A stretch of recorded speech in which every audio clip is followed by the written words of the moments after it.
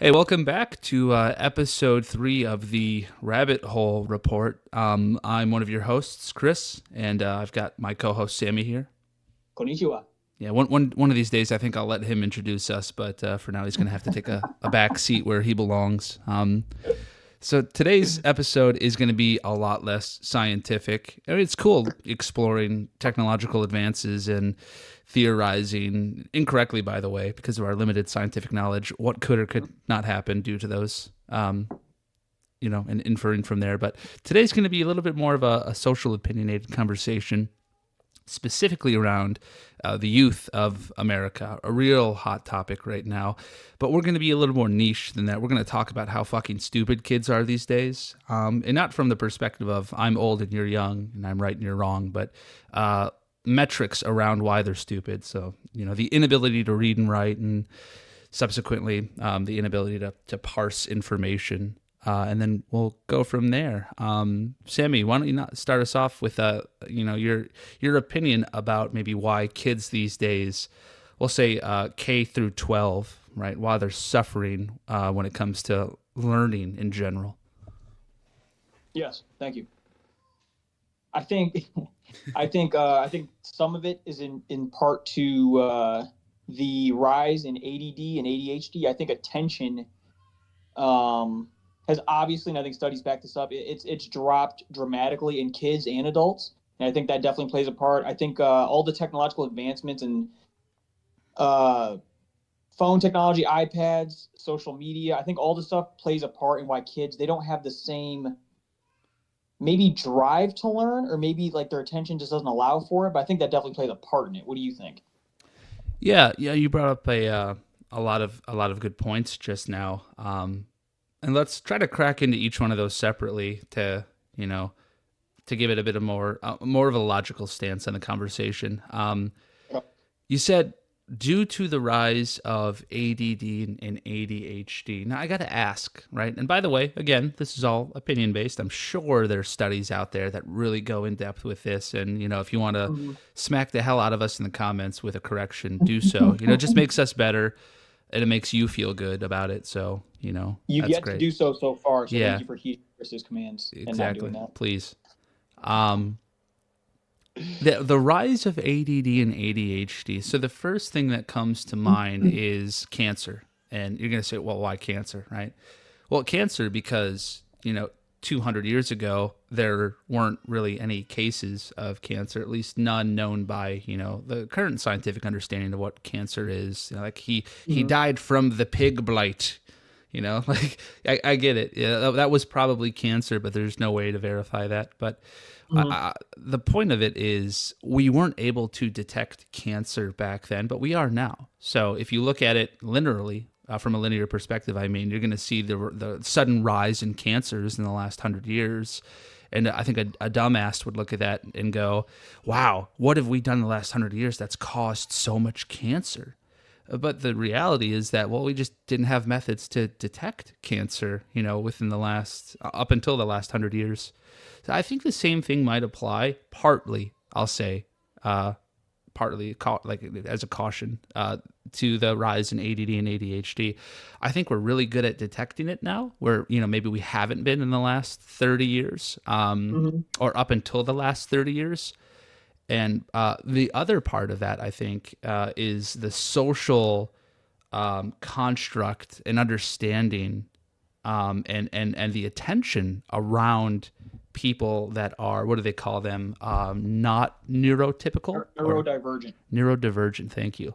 So partly it's, yeah, we're better at figuring out what the hell ADD and ADHD are, so you can recognize the symptoms better and subsequently diagnose better. But also, the popularity around being neurodivergent, right, is something that would That's a great cause a point. child to claim ADD or ADHD, and it's so I mean, look online, right? Like, oh my god, I'm so ADD, I'm so ADHD because I forgot to put my cracker on the right side of the whatever the fuck the case is. I think that's part of the rise in it.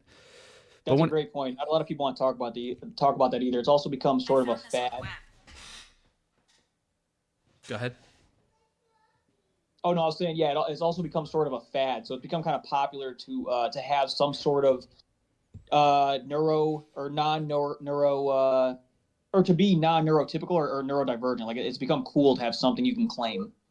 Which is really a sad thing because it takes the attention and the seriousness away from people who do actually suffer from, these Yeah, things that for would sure. cause them to be neurodivergent. Like not everyone with ADD and ADHD genuinely that have it um, can deal with it as well as others that also do have it. Yeah, So there's like this scope of people who do actually have it but respond differently to treatments and to the way they cope personally with it. But also, completely agree. it makes it way worse when people are out there trying to claim it, and don't actually have it. Like people that bring fucking service dogs in, but it's a Chihuahua in a vest, and they're like, I need my service animal. It's like, no, you don't. You know who does? Yeah, Johnny, who's got such an insane amount of OCD that if he sees paperwork out of order, he's gonna drop to the ground and hyperventilate. Like that guy yeah, probably needs, a service animal or someone with, some debilitating like seizure related disease that's gonna drop down and the service dog's there to help, something like that. But exactly. but if you feel anxious going into a large crowd, that's not an issue, that needs to be That's addressed by a normal. service animal. That's Exactly. normal. We have really failed at addressing or recognizing these normal emotions that are now just being labeled with something because it's easier to label it with something and give off that excuse than it is to try to cope with the normal social issues we face, like anxiety, Exactly. public speaking, handling rejection, self responsibility. It's really failed in my eyes, Yeah, at least. just no, and I agree with you. You actually touched on a couple good points, and I had a couple questions I want to bring up. So, earlier you said, um, and I completely agree with you. This is true. Is as time's gone on, as we become more developed scientifically, and more research been done, we have been able to see these things and kind of define them, categorize them, or we're able to label them more appropriately. Yeah. So I completely agree with you there. How much would you say is due to over or not prescribing, because prescribing would be giving medication, but over diagnosing, Like an and incorrect how much of it diagnosis. yeah, how much of it is incorrect diagnosing or overdiagnosing, and how much of it is actual uh we are correctly seeing it for what it is now, more Yeah. so than 50 years ago, where we would have just looked at someone and been like, oh, he's just a spaz. Now we Yeah. label it Yeah, Uncle Tommy's a weirdo because he has $30,000 of trains in his basement. It's like, hey, he was probably autistic. But no, I get what you're saying. Like, we call mm-hmm. that in data and research, we call that a false positive, right? So how many of the Yep. cases are we seeing currently are actually just like a false positive and not an actual scenario that we can look at and go, well, that's definitely ADHD, that's ADD. Mm-hmm. And here's again the issue with that is the science has come a long way, but because things that would make a person, neurodivergent or we'll say a neurological issue a person faces, because that range is so broad, Mm-hmm. it really makes it hard to zone in on something, unless it's Yeah, extraordinarily disruptive. Like OCD, someone that genuinely has a severe case of it, you can tell, right, because of their behavior. But you'll know. Yeah, people for sure. who just zone out in class, right, and daydream while the teacher's reviewing something that isn't necessarily interesting to them, that's totally normal behavior. Uh, And this is such a new trend too, because I don't know if you remember this, but I remember when I was in high school. uh I remember, maybe this is just me, my experience, but when you had therapy or you were on some sort of medication, from my experience, I remember kids my age were like scared to talk about that. At least I was. And I'm pretty sure my like the peers around us, because we went to the same high school, I think there was like the same idea. It was like, that's uncool. It's unpopular. You're weird. You're a freak. You don't want to talk about it. Whereas nowadays, I hear from my little brothers and sisters like, oh, I got this. I got that. Everybody has something. So it's really become popular in a really quick yeah. amount of time. I think that's also due to kind of the just sort of the social acceptance people have come into, like really leaned into lately. And it's, Mm-hmm. when they were our age and not long ago, for us, that was not even 20 years ago, it was 15 years ago. Yeah. uh, People, there was a stigma around it. Like I'm afraid to say something because I'm afraid to be different. Yep. And how many times has that led to a lack of diagnoses, right? Instead of a misdiagnosis that's happening today. So we're kind of seeing a 180, right? There's a stigma. We're afraid. I'm not going to bring it up, so I'm not diagnosed, and you just kind of suffer in silence. And then the opposite, which is the other, like an extreme side of the coin Yeah, of where it the becomes. yeah, exactly. Sorry. Where I'm so willing to talk about it. I'm so willing to vent that there's a chance that my doctor gives me a false positive because I'm overreacting to a normal range of motion, and now I'm being prescribed for something I don't need. And to kind of come full circle and bring this all back into education, there probably is some detriment happening to children who are too focused on their neurodivergency that it's affecting their studies, right? And whether that's socially or it's just us better at diagnosing, what that spectrum of Mhm. neuro issue is, I can't say, but it probably does play a factor. But I don't think that it's the most compounding or the largest contributor to why children these days cannot read and they cannot write as well as they used to 15 years ago. Yeah, And definitely just a piece of the pie. What would you say is if you had to take a guess? I think there's a couple of things. I think COVID fucked over a lot of kids. I think any switch that occurred between you know, attending school physically and then all of a sudden Mhm. like 2 years of online schooling did its toll. When you take that and you also add into the mix the fact that teachers pretty much have to pass students, you have Yeah, these kids who are fucking off at home, they're not doing their schoolwork, and they're still getting pushed to the next grade, right? And we know, you and I both know from personal experience, and this is probably empirical. Again, correct us in the comments, but the amount of parental activity, the amount of parental contribution to a child's hmm, education today is nowhere near where it needs to be to keep these kids in line with meeting it's probably educational dropped. goals. Yeah. Exactly, no, it's probably dropped significantly. Oh, yeah. I think a lot of parental guidance and maybe parental like where they might have inserted themselves 10 to 15 years ago in their child's learning journey has maybe been replaced with, let's say, an iPad. You know? Yeah. Because it's easy, right? And how many of those factors are also contributing to true and false positive diagnoses of the spectrum of neurotypical issues Hmm. or neurodivergent issues? That's Probably, a good point. yeah, probably a good factor. We're so quick to look at the easy danger, right? In people, and like a vaccine, right, which is scientifically proven to just help, with whatever disease it's fighting. It has nothing to Mhm. do with autism diagnoses, but it's an easy target. So we can look at that and go, that's why kids are stupid and fucking idiots and they can't learn Mhm. and read and write, blah, blah, blah. But that's not true, actually. There's a compounding list of things. One is technological abuse, and the one is the lack of interaction between, a parent and their child when it comes to filling the gap of what school can and in reality does provide them education wise. Yeah, 100%. And just to bring up something earlier, there's actually this is a true story. Uh, you know, think what you will. This is my own personal opinion on the matter, but my wife, her her mother, and So their family, your mother-in-law, right? mother-in-law, yeah, her mother, my mother-in-law, and her wife, and their two daughters, they went to a doctor to get I don't know what this would be, maybe a mental check. I don't know what they do, where it's like they kind of, I guess they're searching for ADHD or something like that. Like an evaluation.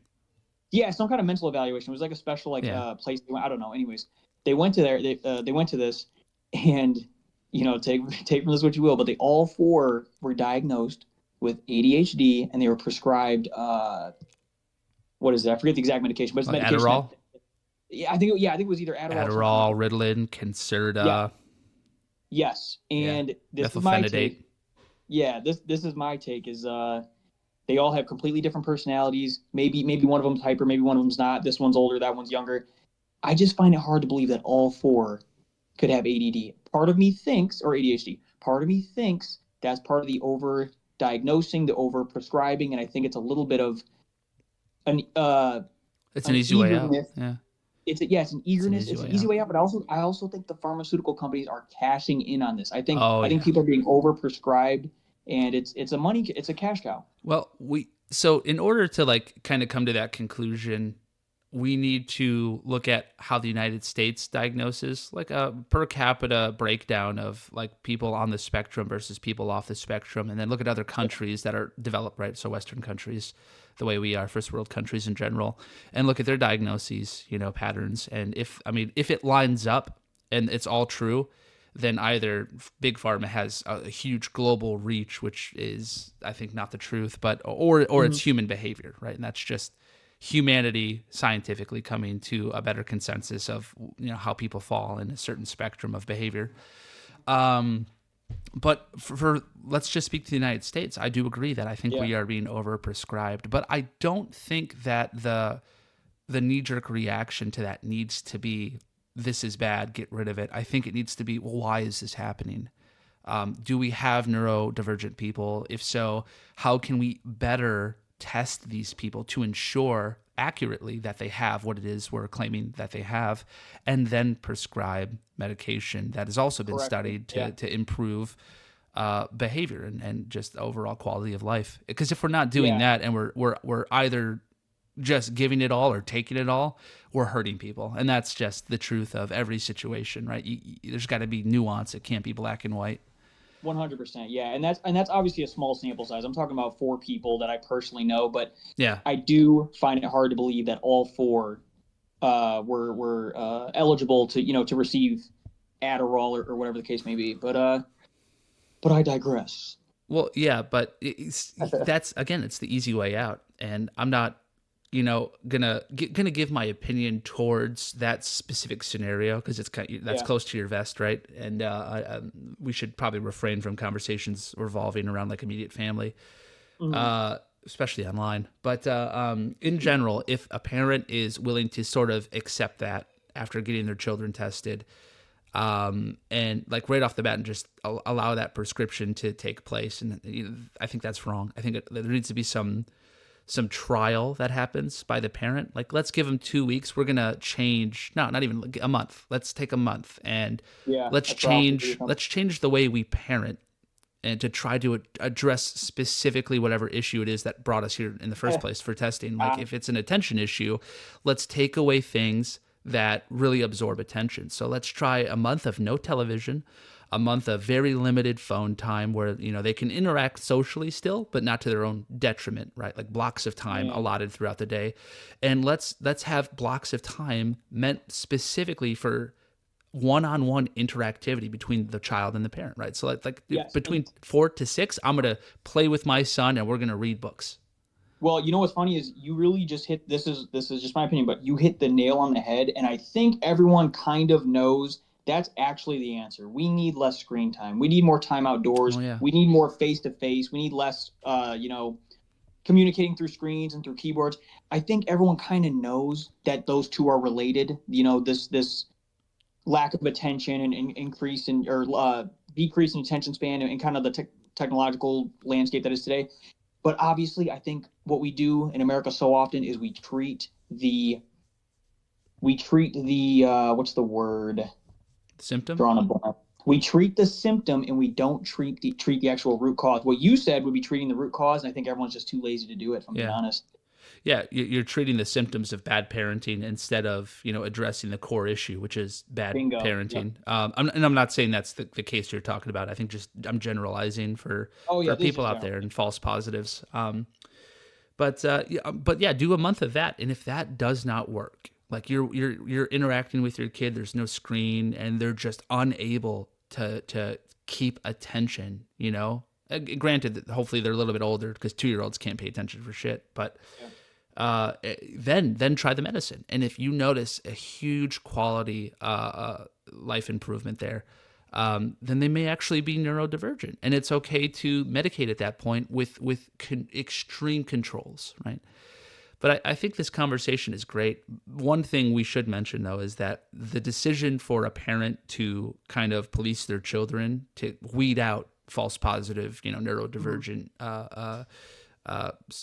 diagnoses needs to come from home base. It needs to come from inside the home. If it is an order that comes from the government, that is not a good thing. We can't have that happening. Yeah, I Even though agree. you think that might be for the benefit of people, or a person might think that, it's got to come from the home, because again, if the Gotta be government does it, grassroots. it's the same thing the parent does, and we're treating the symptom. We are not treating the actual cause of these false positives. Yep. Yeah, so everyone listening, if you got a kid and you notice this happening, fucking take care of your kid, man. Put your own phone down. We know you're scrolling on Facebook. You're on YouTube right now. I know you are. You're listening to me. Put it down. Look at your kid. What are they doing? Monitor their behavior. Write it down in a notebook. Make a series of observations, and then make a hypothesis and test it. Test the fucking hypotheses. You will see improvement. And if you Almost don't, guaranteed. if you do not, after rigorous attempts, rigorous being the key word, because you cannot give up easily, then we can look into actual neurodivergent diagnosis, and go from there, and then medicate.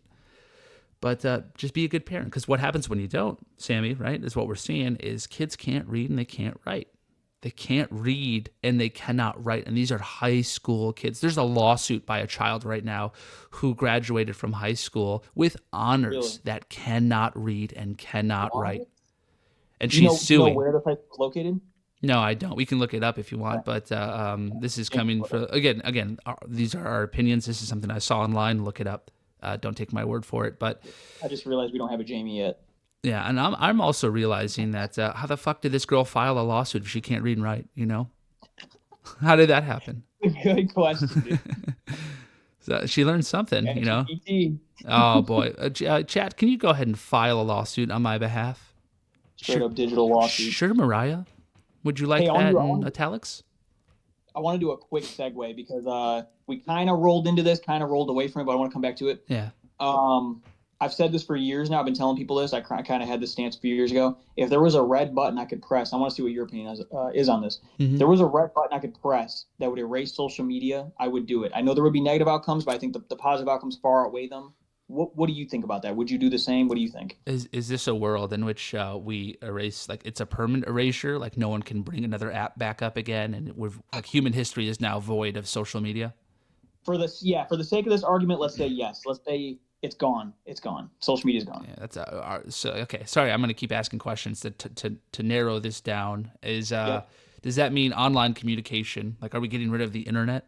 Right? Not no, not the internet. I would go as far as to say Just the social big media. platforms. Yeah, let's say TikTok, Instagram, Facebook, Twitter, all of those ones. YouTube is fine, whatever. But Yeah. like the main ones that people used to post and to like and to retweet and to repost. Let's say those are gone. I mean, would you do the same? What do you think? How would it affect the world?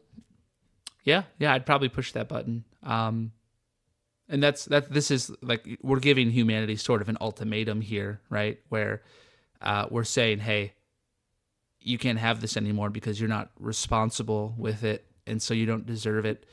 But at the same time, we've got thousands of human history before social media, and so we can look at that as kind of like a variable to make that decision and go, well, before social Yeah. media, here's how we behaved, and after social media, this is how we behaved. And I would say, kind of like the false positive issue, is that we would definitely need to do a little bit more study, right, to see if this interactivity we've created is indeed a bad thing. For I don't sure. think social media as a concept is bad. I think the abuse by corporations to purchase every single moment One of your life is the actual root of the problem here, and not so much one us hundred wanting percent. to connect. Yes, I've thought about this extensively, and what you just said is actually it hits the nail on the head. Social media as a concept is really cool. It's an amazing advancement. It's awesome. It allows people to connect that wouldn't normally be able to connect without it. But in practice, it ends up the way I like to look at it is when MySpace first came out. We're talking what 2000. What was that, like 2009, 2010? Do that MySpace? I think that was like '06. Yeah. Okay. So this was like when we were in middle school and our early high school days. But when it first came out, it was really cool. It was like, oh, I got my favorite song, got my top 7 friends. It was innocent, you could say. It was innocent. People were connecting. It was cool. But what the way I like to say is almost like a dog that got off the leash. We didn't know Oh yeah. where it could go, and now social media is it's almost like a shadow of what it was when we first saw it. It's morphed and evolved so much, and I don't think we've had a chance to really catch up to it. And that's why I would get rid of it. No, I mean you're right. This is an instance that happens all the time, right? Where technology has outpaced legislation, and Yeah. we're seeing it right now with AI, right? Like Meta has willingly admitted to torrenting a bunch of books and information to train their own AI model, claiming that it's not illegal because I saw that. Yeah. they didn't seed the torrent, which means basically you put it on a server for other people to then torrent. So they're claiming that's not illegal, even though that's highly fucking illegal. Oh. Yeah. Yeah, it's outpaced legislation. Not to mention the United States doesn't have a GDPR law, General Data Protection right, Mhm. which the EU does have, and so that helps them a little bit, at least when it comes to like their information, their metadata being sold to other corporations that then use it to target, Yeah. advertise at you. But yeah. I mean, honestly, if we had some benevolent God that could help us catch up our legislation with our technology, then there would be no issue. But we cannot fucking police ourselves, man. Human That's a good greed point. keeps taking over. Yeah, that's so true. And you know what's funny? You said, or not funny, but interesting is you said legislation, and I agree with you. Legislation has not caught up to the technological advancement of social media. But what do you think about society and just the way humans function? I also feel like human evolution has not caught up to social media. And there's a point I want to bring up. I don't actually have the actual science right now in front of me, but uh, I'm pretty sure study shows that humans can only function in groups so large before it starts to break down. Like the group can no longer function because there's too many Oh people. yeah, There's too many voices. There's not enough structure, and it devolves into chaos. I forget the exact numbers, but there's studies done on this, and I think that's what social media does on a technological scale. Is it puts too many voices in one room, and there's just not enough. Human evolution hasn't evolved enough to deal with it. What do you think? yeah. No, I couldn't agree more. Again, opinion. So correct us in the comments. But they say it takes a village to raise a child, and I believe that's true. And I think Yeah, that humanity's population has exploded rapidly in comparison to how we've existed in the past. I mean, yeah, the fucking Black Plague almost took us out, and today it'd take out like the fucking population of New York City alone, right? And that'd be it. Um, yeah, millions. Like, what was it? Like 30 million people died. I don't know how many are in New York City, but that was just an example. I agree. I think if there was a way we could self govern to the point where all of us could live in sort of these almost isolated, not fully isolated, but partially isolated, communities, mm-hmm. where our laws have already surpassed our technological advancements, Mm-hmm. humanity as a whole would be better. 100%, we would be better. I mean, the psychology, the evolutionary psychology of a human probably can only handle, right, so many That's it. Yep. interactions and social connections with people, Exactly. and Yes. process everything else probably just turns into a blur of like shit data that we just dump somewhere in our brain and fogs us. But yeah, I mean, if that were possible, it would definitely be worth, I think, of people volunteering for an experiment on like a series of islands, where they're for 30 years separated from Oh, another, but that not would be not super not interesting. Yeah. fully separated, just conceptually separated into communities where they could still trade with one another goods, Yeah. like each island grew its own fucking vegetable, whatever, and then go from there to see in a very quantitative format how we perceive ourselves. How, are we Mm-hmm. happy? Are we happy with our community? How do we handle independently the issues, the flaws, the lawbreakers of these small communities, and what we do from there? That would be really great. That would take humanity's like collective effort to accomplish. Mm-hmm. But God, would it be cool? I think there's a book about that, isn't there? Yeah, yeah. What is the book where the kid sees all gray and he doesn't see color until the Oh, the isn't that knower, the giver? The the giver, giver? the giver? Yeah, the giver, the knower. I was close. Yeah, the giver. Yeah, basically that's what they're separated into these colonies where everyone kind of. I mean, they take a pessimistic look at it, right? Because they're like, without our own choice, and yeah, but we wouldn't do that. Everyone would have their own fucking choice, but Dude, that was a great book. That just unlocked a memory for me. You know yeah, what's funny? I good think I movie read too. that book in the huh? Good movie too. Yeah, you know what's funny is I think I read that book in the third grade, and I feel like my brain wanted to know like, wow, this is really Interesting. But I feel like if I went back and read it now, I'd really understand it. But yeah, they had a lot of trust in us as third graders. Yeah. Well, I mean, that's the kind of shit you've got to hit young kids with, right? You've got to hit them with Of Mice and Men. You got to hit them with The Giver. You've got to hit them with all these books that explode their own perception of the social world, of themselves, right? What ended up being the conclusion? Do you remember like what